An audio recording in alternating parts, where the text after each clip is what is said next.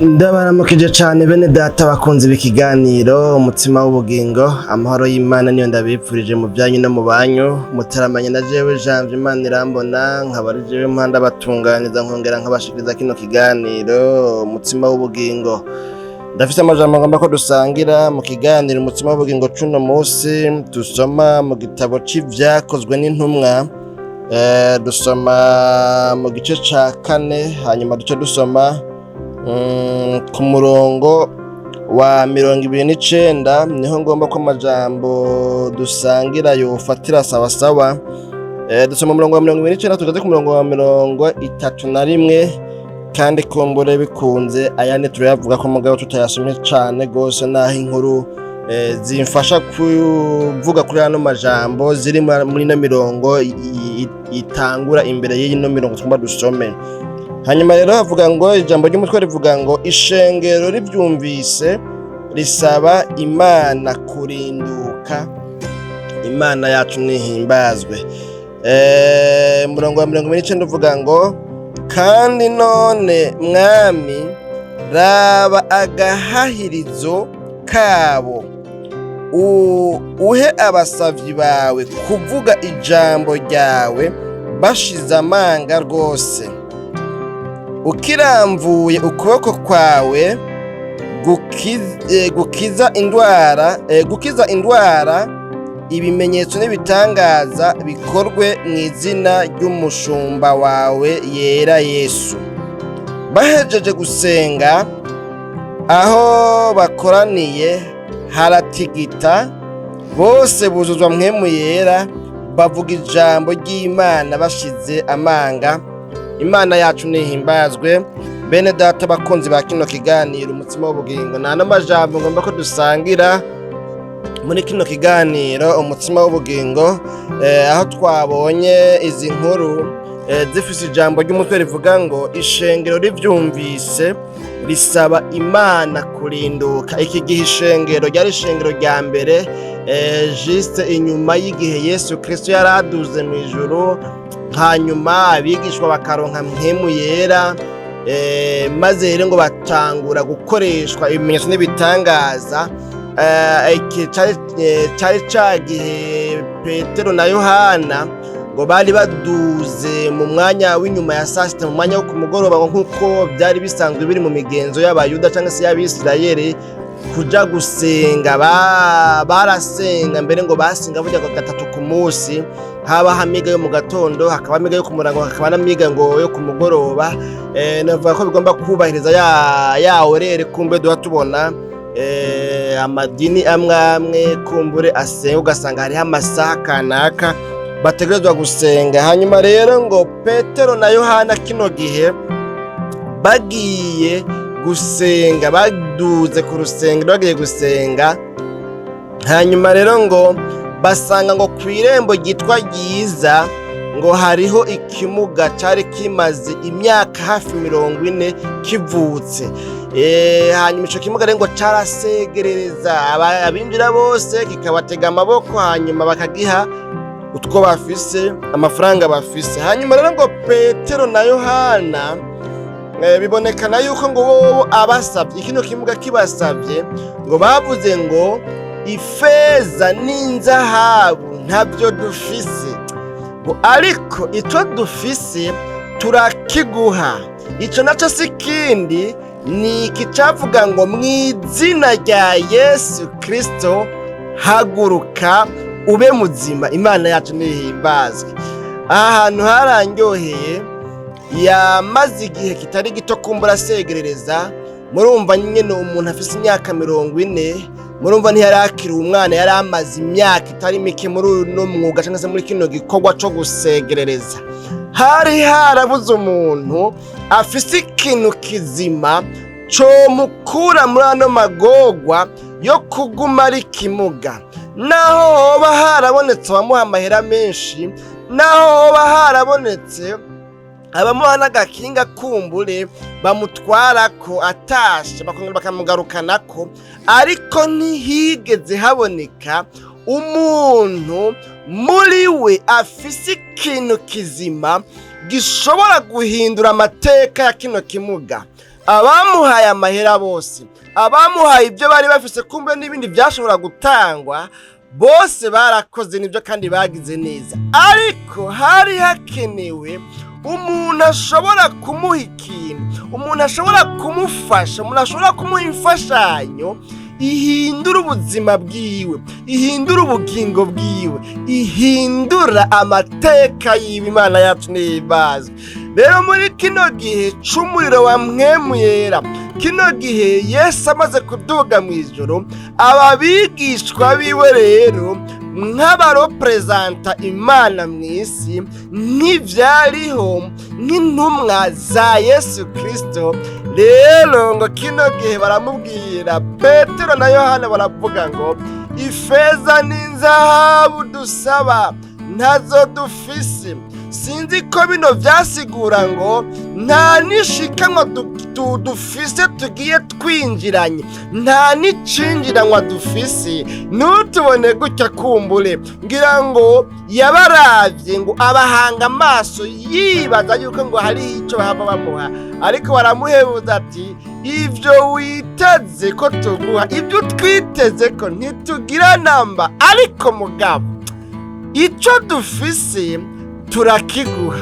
Nitugenda tutaguhaye kuco twakiriye muri ino myaka 3 n'igice twagendanye n'umwami w'abami, mw'izina rya Yesu nube muzima. Imana yacu nihimbazwe. N'abadava rero twasomye ni nyuma rero ya kino gitangaza cari kibaye, musomye neza ukurikiranye usanga ngo Petero rero ngo yatangura kwigisha abantu ngo bari bashengereye bari aho hantu baraba ibibaye, ati mbega ibi bibaye n'ibiki? Rega ca kimuga cahora cica hajya kw'irembo ryitwa Ryiza camugurutse, abantu barashwa baduka, abantu barahamagarana, mbere ngo ico kimuga gica cinjirana nabo. Imisi yose, imyaka yose cari kimaze gisegerereza, coco nticinjira, ariko kubera ko igihe co gutabagwa caco cari kigeze, ico gihe ngo gica cinjirana nabo gihimbaza Imana. Bamubonye mu rusengero bamwe bati niwe, abandi nabo ati siwe, uyu muntu siwe, barasa gusa. Kirya kimuga kimaze imyaka 40 kivutse, ntibishoboka yuko kimuguruke kayabanamba, ariko abandi ati niwe. Hama ngo baca bakoranira ngaho rero baje kuraba ibibaye. Aba bantu badasanzwe bafise ikintu kizima gishobora guhindura amateka y'umuntu yari amaze imyaka 40 apfunze, ngo baca baraza kuraba. Baje kuraba ibibaye ngo Petero atatangura kwigisha muri iryo zina nyene ryarindi yahagarara akavuga ngo mw'izina rya Yesu bamuzima, agaca bamuzima, agaca muguruka, agaca haguruka, agaca yiterera hejuru, agatangura gutamba muri iryo zina nyene. Rero Petero ngo yanzika kuvuga, arigisha. Hanyuma rero ngo abaherezi bakuru, abashumba, abakuru b'isinagogi n'abasadukayo. Rero Bibiliya ivuze abasadukayo, mwumve neza ko abasadukayo ngo wari umugwi w'abantu ngo batizera, batemera izuka, ku kintu kijanye no kuzuka, ivyo ngo ntibemera ko bibaho ivyo kuzuka. Hanyuma rero ngo baca baraza, hanyuma rero ngo badedaguza ba Petero na Yohana, mbere ngo barabafata ngo barabapfunga, kuko ngo bwari bwije. Babaraza mu gasho, bagerageza kubagira kw'iterabwoba, babagira ko terrorisme, kugira ngo bababuze kwigisha muri iryo zina. Mbere ngo barabye basanga ngo abo bantu ngo n'ukwiga ntibize, nta mashure bagira, ngo ariko bageze iperereza bamenya yuko abantu ngo bari muri babandi bagendana na Yesu Kristo akiri kw'isi. Batangazwa ngo n'ubushobozi bukorera muri bo, n'ingene ngo bariko bigisha bashize amanga, kandi ngo babura ingene bino bintu bobizimanganya, kubera yuko ngo kino kimenyetso bari bahejeje gukoreshwa ngo cari camaze kuba rurangiranwa. Imana yacu nihimbazwe. Rero nawe bino bintu ndiko ndabitebamwo, nuko nipfuza ko mwumva situation y'aya majambo rero twasomye ingene vyagenze. Rero ngo babonye yuko bidakunda nyine babuze uko babagira, ntibari bubice, ntibari bubapfunge ngo bagumizeyo, kuko abantu nabo ngo bari ngaho, kandi ngo na ca kimuga ca muguruka naco cari gihagararanye n'abantu bashengereye ngaho baraba ingene bakoreshejwe ibitangaza n'ibimenyetso nk'ivyo bariko baracuraguzwa bacurwa bufuri na buhoro. Abo bantu rero ni kuvuga abo baherezi bakuru, abasadukayo, abakuru novuga ngo b'isinagoga, ni kuvuga b'ishengero b'idini rya Kiyuda, ngo baca barabura uko babigenza, kubera ko n'uyo muntu yari ari ngaho, urumva cari ikimenyetso kigaragara neza cigendera, yari ntahe yigendera, bwari ubuhamya bwigendera. Hanyuma rero ngo barabacunaguza, novuga ngo barabateroriza, babagira kwiterabwoba, bababwira ngo reka tubarekure ngo mugabo ntimuzosubire kwigisha muri iryo zina.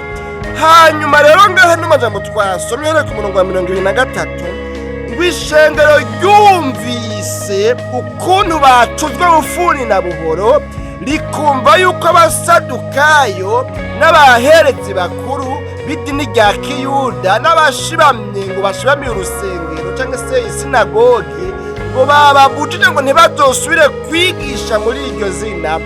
Ishengero rero twabonye ngo ribyumvise risaba Imana kurinduka.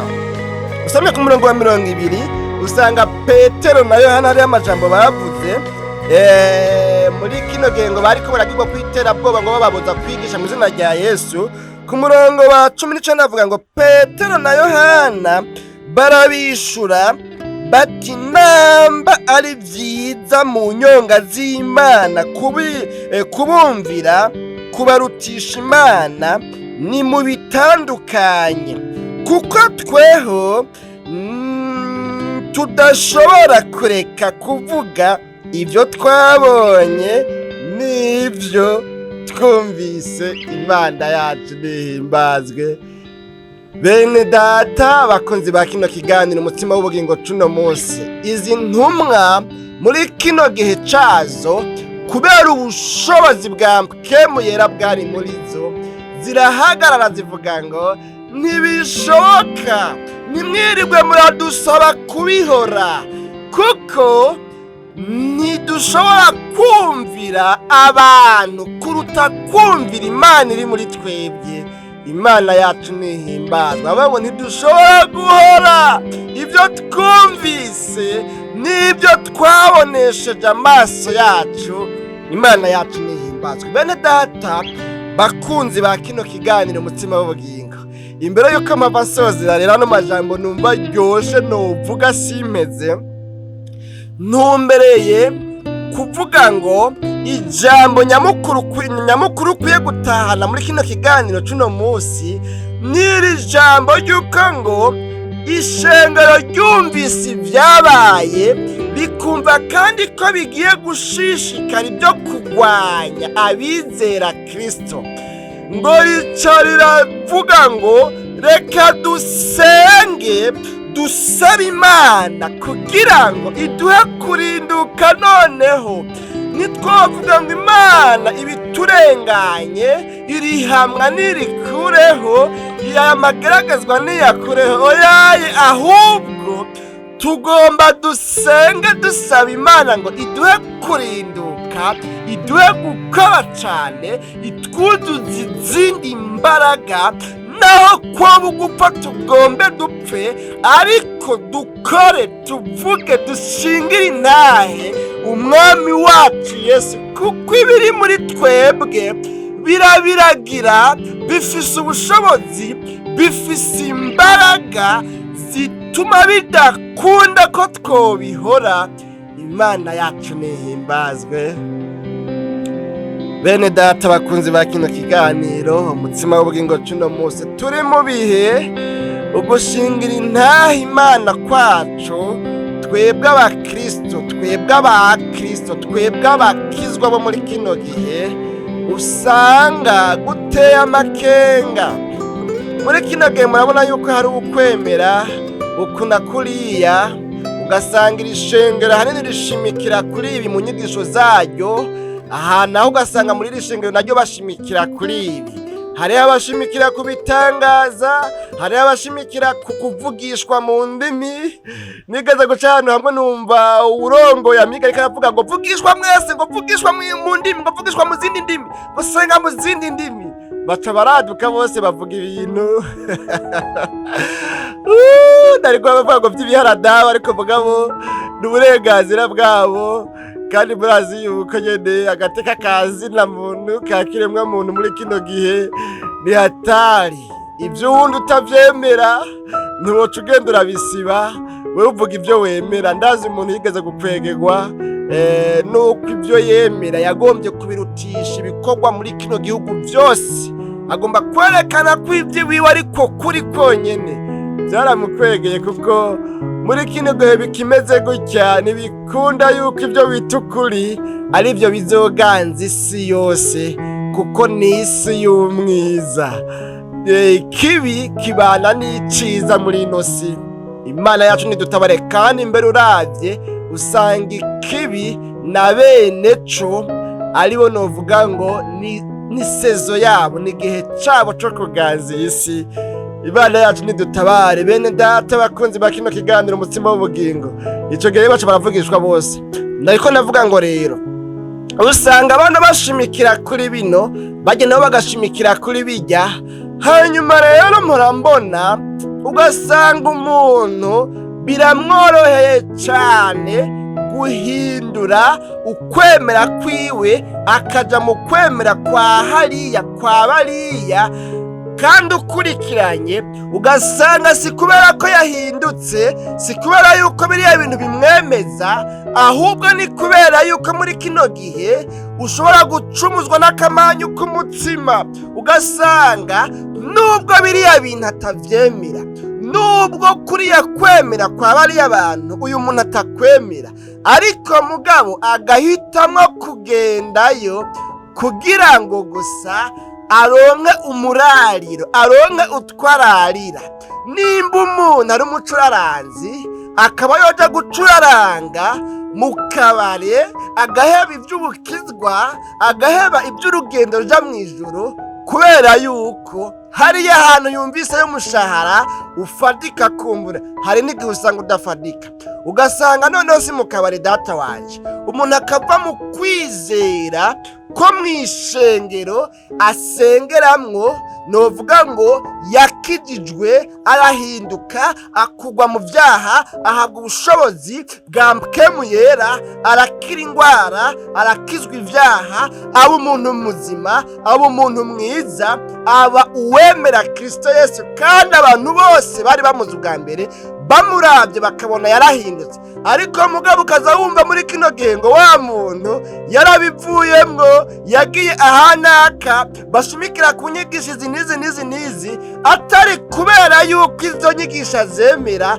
ahubwo ari kubera yuko aronderayo utwo ararira. Ugasanga umuntu aguma atambatamba, ntagira umushimamo, ntagira aho ahagaze, ntagira aho abarizwa, ntagira ikibanza, ntaguma hamwe. Imana yacu nidutabare. Muri kino gihe rero dufise abakizwa bameze gutyo benshi, dufise abakristo benshi bameze gutyo. Ugasanga uyu munsi abarizwa ngaha, ariko ejo ukazosanga abarizwa ahandi, kandi aho handi ugasanga ibyo ariko aravuga bitandukanye na bya bindi yahora avuga ejo hahise.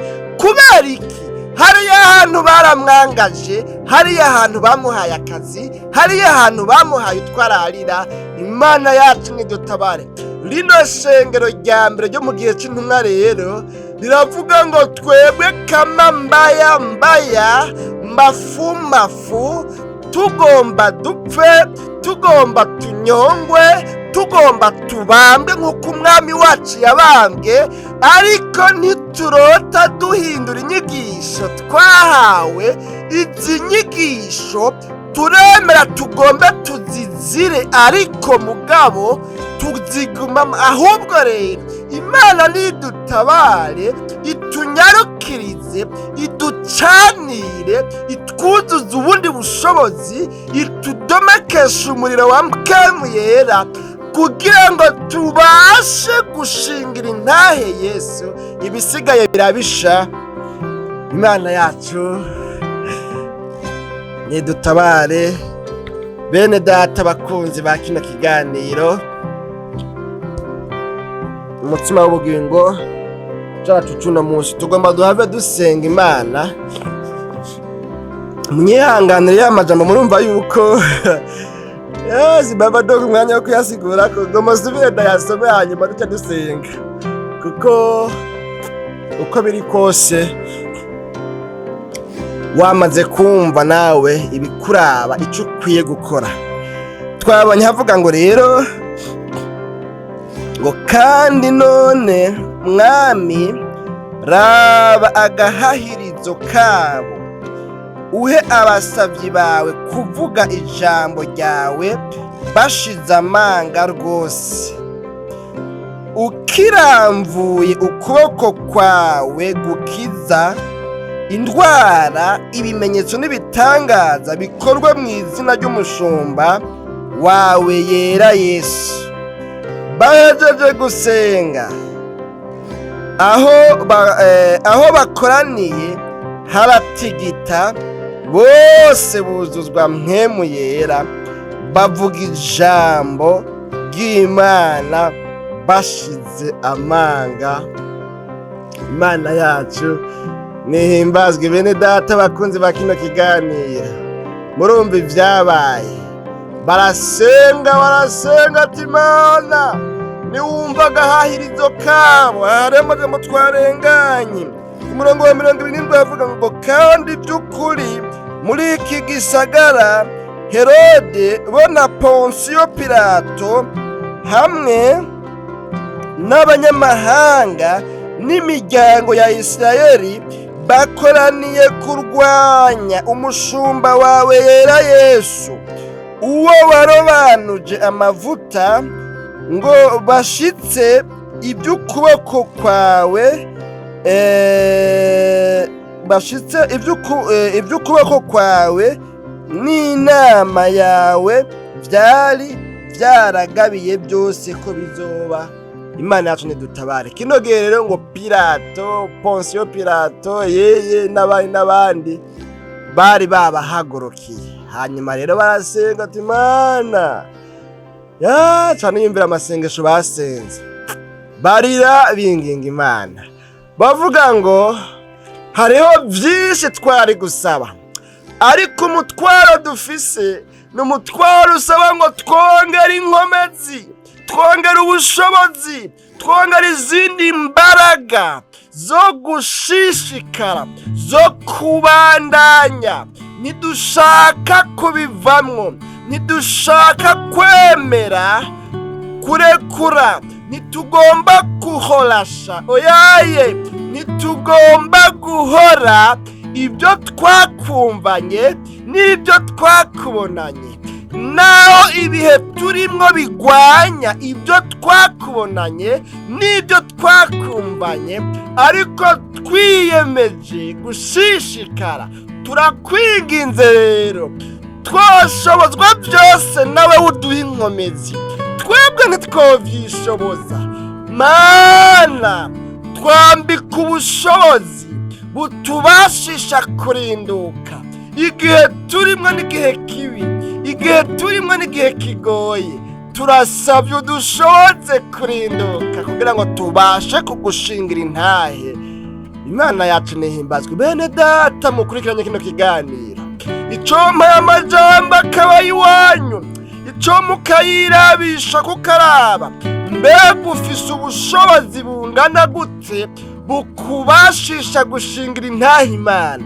Mbega ubwo ntiwamaze guceceka iyo ubonye akazi ahanaka bakakubwira ngo kugira ngo tukaguhe banza wemere uryambane natwe, banza wemere dusambane, banza wemere kuzohora usinya ibi n'ibi by'amanyanga, banza wemere ibi n'ibi. Ubwo ntihora ubanza ugaca uryamika agakiza kawe ugushingira intahe Imana kwawe, ukakuryamika hasi ukavuga ngo notuma nemera nkabanza nkakora bino kuko Imana irazi ko ndabikeneye, hanyuma nzokizwa mu nyuma.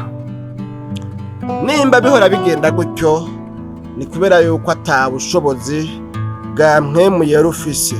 Urakwiye kuronka ubushobozi bwa mpwemu yera. Urakwiye kuronka ububasha bukubashisha kurinduka, ugashingira intahe Imana, ukerekana ko wakijijwe wakiriye agakiza, hanyuma ugahinduka ibisigaye ibimeze nk'inyungu ukemera ukabiheba. N'ano majambo rero nari mfise, nagomba ko dukuramwo uyu mutwaro. Iri shengero ryagize ngo ko twumvise ibyabaye, ko twumvise hafashwe inama n'ingingo zo kutubuza gushingira intahe Imana, kandi natwe twumva tudakwiye kureka. Bene data dukoraniye ngaha, muze nk'ishengero, nta kundi n'umwami wacu baramusananikiye, baramwagirije ibinyoma, kandi nawe ntiyarurashije, ntiyabihevye, ntiyemeye gutsindwa, ahubwo yemeye guhera n'amagara yiwe. Reka rero tugere ikirenge mu c'umwami wacu Yesu, ntitumusaba ngo kino gikombe kiturengane, oyaye, ahubwo dusaba kurinduka, dusaba gushobozwa nawe nk'uko nawe yabishoboye, natwe tubishobore, kuko irya nzira yaciyemwo niyo nzira natwe dukwiye gucamwo, ikiba kigombe kibe Imana yacu. Nehimbazwe bene data bakunzi ba kino kiganiro, umutima w'ubugingo tunamuzi. N'ano majambo rero nari mfise, uyu ni wo mutima w'ubugingo numva nari mfise mu mutima wanje. Wewe ukurikiranye kino kiganiro, urakwiye gusenga, ugafata ibihe byiza byo gusenga, ukinginga Imana ikakwongera izindi mbaraga zidasanzwe. Urakwiye ubundi bushobozi bukubashisha kurinduka, bukubashisha kuba udafise isoni zo kwemanga ibyo byose bijanye n'agakiza wahawe. Urakwiye gusenga Imana ukavuga ngo Mana mfasha kurinduka, nyambika ubushobozi mbashe guhagarara neza, ndagushingira intahe. Ico kintu kirakwiye kukubako, kuko nico Imana ikugomba ko. Ubundi bwobwo ibihe ntibizoroha, ibihe bizoshishikara kuba bibi, ahubwo uzohava usanga nutasenga hakiri kare ngo usabe Imana iguhe kurinduka, ikwambika izindi mbaraga, uzohava usanga wihakanye umwami wawe kumugaragara izuba riva.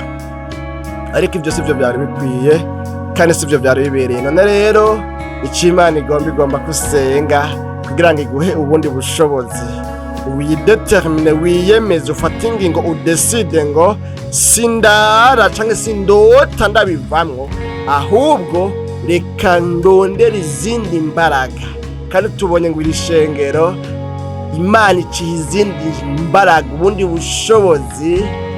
Aho hantu bari ngo haratigita cane, haba nkaho umengo ni nyamugigima, kuko ubushobozi bubashisha kurinduka bwari buje.